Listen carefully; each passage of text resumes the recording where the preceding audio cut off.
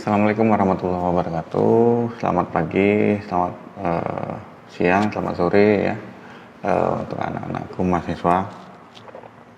Semoga kalian sehat-sehat selalu. Semoga dalam lindungan Allah Subhanahu Wa Taala ya. Dan kita juga diberikan kesehatan ya. Nah, jadi pertemuan kali ini adalah pertemuan ke-6 ya. Setelah minggu kemarin sudah bahas tentang motherboard ya, walaupun itu apa harapkan banyak yang nanya, tapi ternyata tidak banyak yang nanya ya, tapi tidak apa-apa. Ini untuk video selanjutnya kita akan bahas setelah motherboard, itu akan membahas prosesor dengan RAM ya.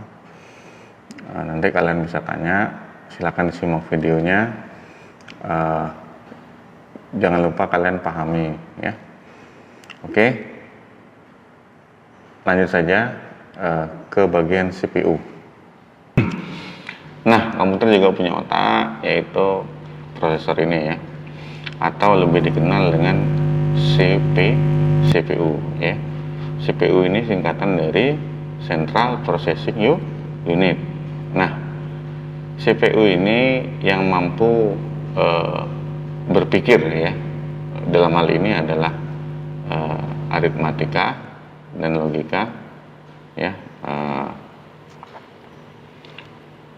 Kalau di dalam sebuah CPU itu dia punya komponen ya, ada 3 komponen lagi. Yang pertama itu ada ALU, itu yang tadi Bapak sebutkan, yaitu arithmetic logical unit ya, dimana semua perhitungan dan logika itu berada di komponen ALU ya. Nah, kemudian ada lagi satu lagi komponennya namanya CU ya, control unit, itu yang untuk mengontrol semua pekerjaan ya, mulai dari instruksinya, kemudian alamatnya, sampai dengan pelaksanaannya ya. Nah, kemudian satu lagi adalah register ya. Nah, register ini merupakan alamat ya. Kalau Anda ditanya, rumah kamu di mana? Ternyata sebagian besar mahasiswa Stikom yang telah Bapak tanyain itu kebanyakan kagak tahu nomor rumahnya. Nah, ini berbahaya juga ya. Nah, ini sangkut pautnya ke register tadi, alamat tadi ya. Kalau seandainya kalian yang dari luar daerah ngekos di daerah mana, kemudian ada terjadi apa-apa, nah semisalnya Anda tabrakan atau kecelakaan ya, atau jatuh, nanti pasti tanya, kamu tinggalnya di mana? Di jalan-jalan ini, nomornya berapa? Kagak tahu. Nah, itu ya gawat ya. Jadi harus tahu alamat rumah sendiri ya. Nah, begitu pula di prosesor ya. Prosesor ini punya 3 komponen. Dia punya alamat, dia punya ALU, dia punya register ya, alamat. Jadi setiap data yang masuk itu dia ada alamatnya. Masing-masing data itu punya alamat sendiri-sendiri ya. Sama kayak orang juga harusnya punya alamat sendiri-sendiri, walaupun sebagian besar ada yang nebeng juga ya, tapi tidak apa-apa. Nah, kemudian secara umum prosesor ini ada 2 yang terkenalnya ya, merek-merek yang terkenalnya itu ada Intel sama ada AMD ya. Kalau Intel sendiri itu sudah sangat dikenal sekali oleh kita umumnya ya. Untuk yang yang budgetnya lumayan baik ya, budgetnya banyak, itu kalian bisa beli Intel ya. Karena memang kalau Intel ini kan untuk komersial ya, untuk kalangan-kalangan yang memang punya uang yang lumayan cukup banyak ya. Oke, kemudian untuk tipe prosesornya itu banyak sekali, nanti ada di penjelasan bagian sejarah prosesor nanti ada ya. Tapi kalau sempat Bapak jelasin, kalau tidak ya mohon maaf, Jadi ini hanya sekilas saja. Untuk yang sekarang itu cukup luar-luarnya aja dulu ya. Nah, ciri khas untuk Intel sendiri, dia punya prosesor yang kakinya dia tidak punya kaki ya, dia cuma dot-dot seperti itu atau poin-poin seperti itu ya. Untuk lebih jelasnya begini, kita searching di Google biar apa namanya, biar bisa dibuktikan ya, prosesor Intel.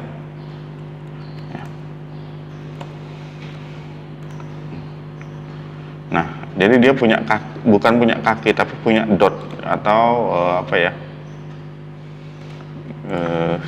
Oh, ini kecil. Nah, kita ini besar nggak nih ya? Nah, ini kecil juga nih. Ini yang besar ya.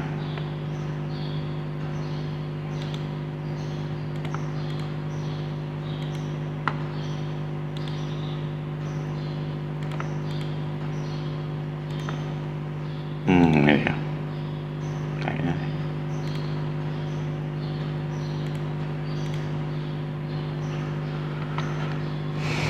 Nah, ini bisa kita lihat nih. Nah, di layar Anda bisa kalian lihat. Jadi dia itu punya dot-dot seperti ini ya. Nah, punya dot-dot seperti ini. Beda dengan AMD ya. Kalau AMD itu dia punya kaki bukan dot ya.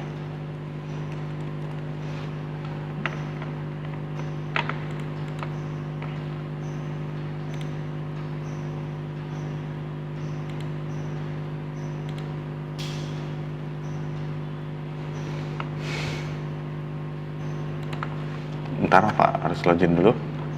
Mohon maaf.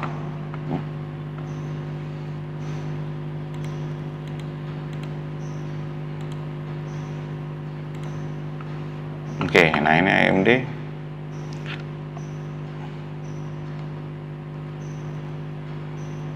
Kelihatan nggak ya? Nah, ini nggak kelihatan kakinya ya, kurang kelihatan kakinya. Ini. Nah, lihat kelihatan ya kakinya ya. Nah, ini. Nah, ini ya. Jadi kelihatan ya dia ada kakinya, sedangkan kalau Intel itu tidak ada kaki. Itu perbedaan yang secara fisiklinya ya. Kalian harus tahu. Kemudian yang menarik dari prosesor-prosesor ini adalah dia ada satu bahan baku yang masih digunakan sampai sekarang, yang Bapak masih salut juga. Kenapa? Bahan baku utamanya adalah pasir. Ya, pasir yang dilebur kemudian diolah banyak step.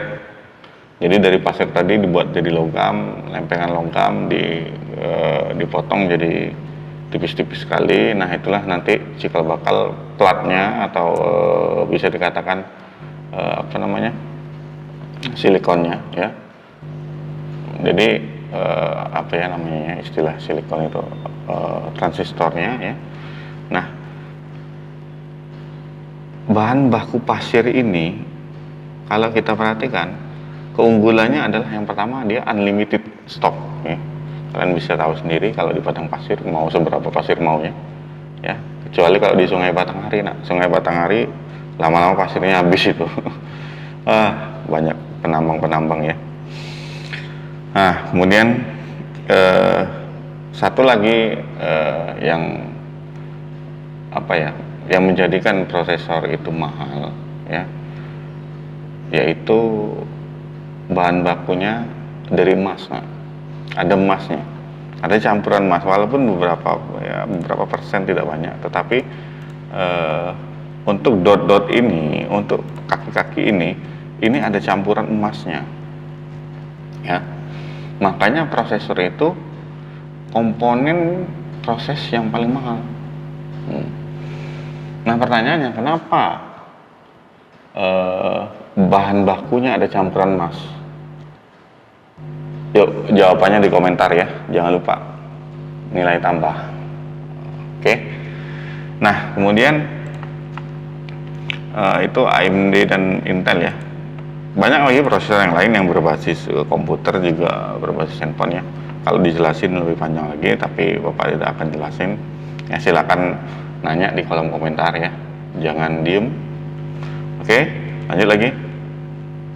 Nah, kemudian ada RAM ya. RAM itu salah satu penyimpanan yang bersifat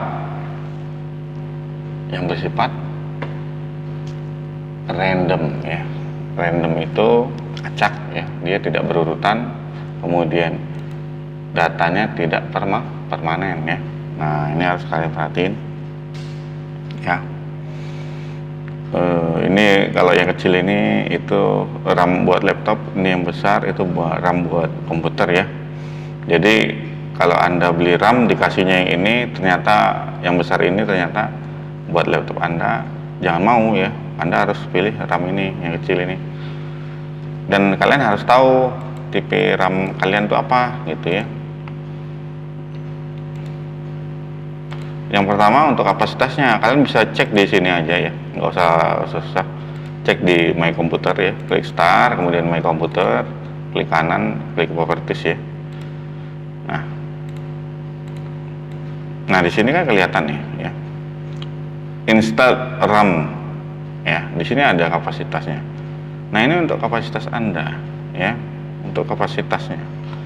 Lihat di sini aja, gampang. Atau di Task Manager klik kanan, Task Manager ya. Di sini akan kelihatan totalnya ya. Sini kelihatan ya. Nah tuh ya. Kemudian Anda bisa juga cari di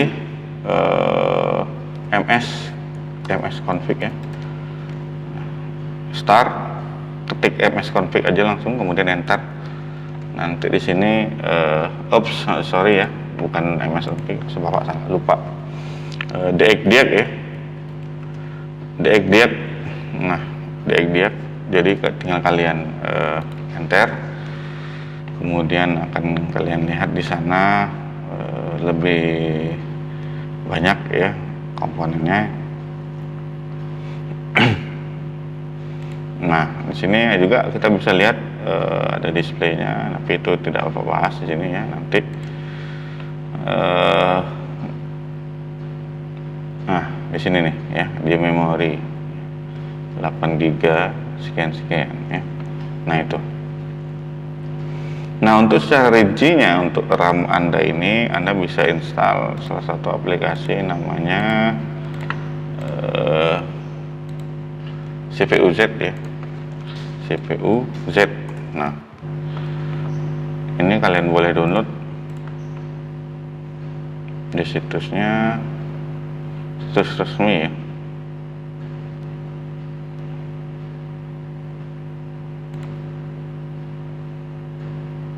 Download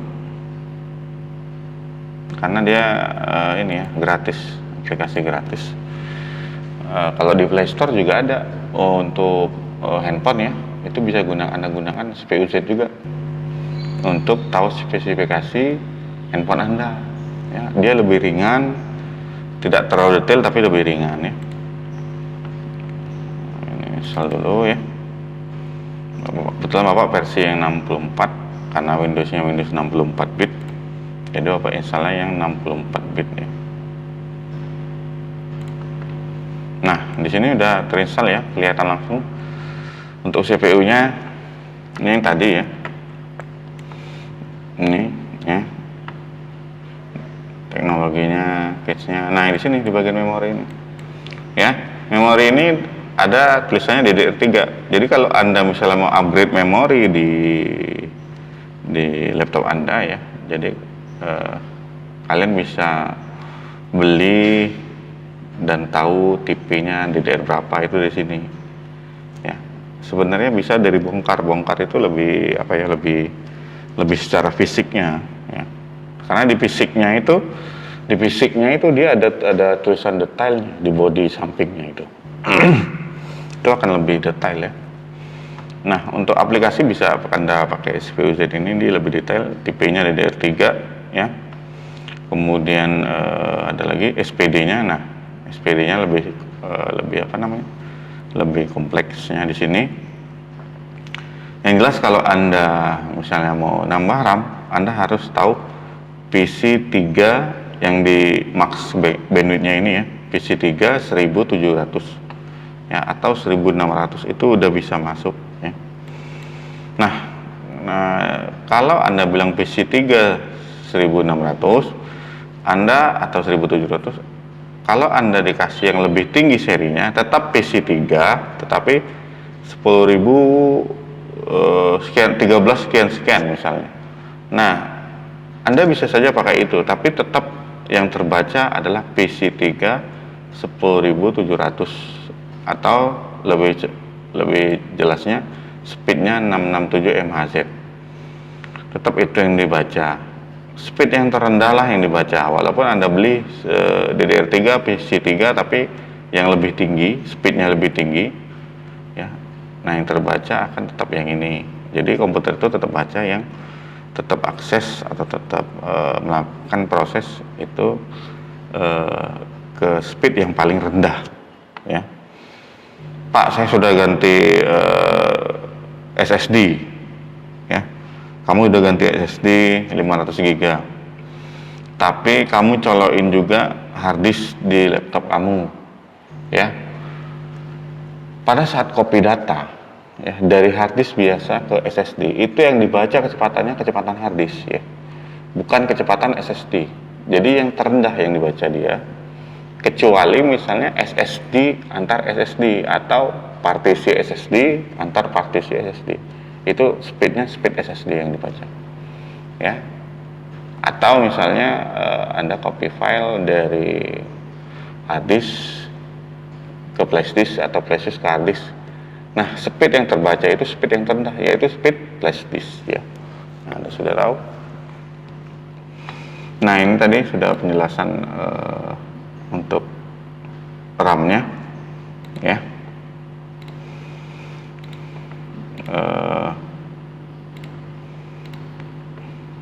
Oke. Nah, kalau dari VGA juga kita bisa lihat ya. Kalau dari VGA juga kita bisa lihat di tadi banyak caranya ya. Bisa kalian powerdisk, bisa kalian diag tadi kan bisa ya, diag. Ini untuk yang default komputernya ya. Jadi tanpa bantuan aplikasi. Jadi bisa kita lihat di sini. Nah, di bagian display ya. Nah, namanya apa? Ini kelihatan. Ini kebetulan laptop Bapak ini yang sudah cukup lumayan lama ya. Jadi serinya yang lama. Nah, akan kelihatan di sini kapasitasnya berapa ya. Ini akan kelihatan ya. Ini VGA-nya. Atau mungkin kalian bisa di My Computer, kemudian Properties, kemudian di bagian Device Manager ya. Nah, di sini juga ada display adapters ya. Nah, di sini. Nah, ada beberapa display adapter atau laptop yang punya dua ya. Itu untuk pengguna Intel biasanya, yang prosesornya Intel. Kenapa? Sekarang prosesor Intel terbaru itu sudah punya GPU ya. GPU itu bukan gosok, pijat, urut gitu ya, enggak, bukan. Tetapi GPU itu Graphic Processing Unit ya. Jadi dalam satu prosesor sekecil itu dia sudah ada otak kiri dan otak kanan ya. Kalau kita sebagai manusia, otak kiri kita itu sebagai kalkulasi dan algoritma, juga logika ya, sama kayak komputer ALU itu sebagai aritmatik dan logikanya. Nah, kalau kita otak kanan kita itu berpikir tentang keindahan ya, puisi ya, entertain, hobi, kemudian sesuatu yang warna-warni ya. Nah, masing-masing orang ini persentasenya berbeda-beda ya. Minggu depan Pak akan jelasin antara otak kiri Anda dengan otak kanan ya. Ini menarik juga. Jadi di Intel ini mulai dari core seri I dia punya keunggulan yang tadi yang aku bilang, salah satunya adalah GPU, Graphic Processing Unit, bukan gosok pijat urut ya. Oke. Nah, jadi pertemuan kita cukup dulu sampai di sini ya. Sudah sekitar 18 menitan ya, ini sudah lebih dari cukup Yang susahnya nanti Bapak upload video di YouTube-nya lumayan lama, belum lagi proses editingnya, belum lagi rendernya ya. Itu derita Bapak. Oke, benar ya. Sip. Oke, kita jumpa lagi minggu selanjutnya insyaallah, mudah-mudahan ya. Assalamualaikum warahmatullahi wabarakatuh. Stay at home, jaga kebersihan tangan, jaga kebersihan baju dan barang-barang sekitar Anda. Kalau Anda habis aktivitas, jangan lupa jangan mengucap mata atau pokoknya jangan megang muka ya. Habis aktivitas cuci tangan, kalau perlu mandi, barulah Anda mau pegang-pegang muka, itu boleh. Oke, sampai jumpa minggu depan. Assalamualaikum warahmatullahi wabarakatuh. Selamat pagi, sore, siang, malam. Ciao.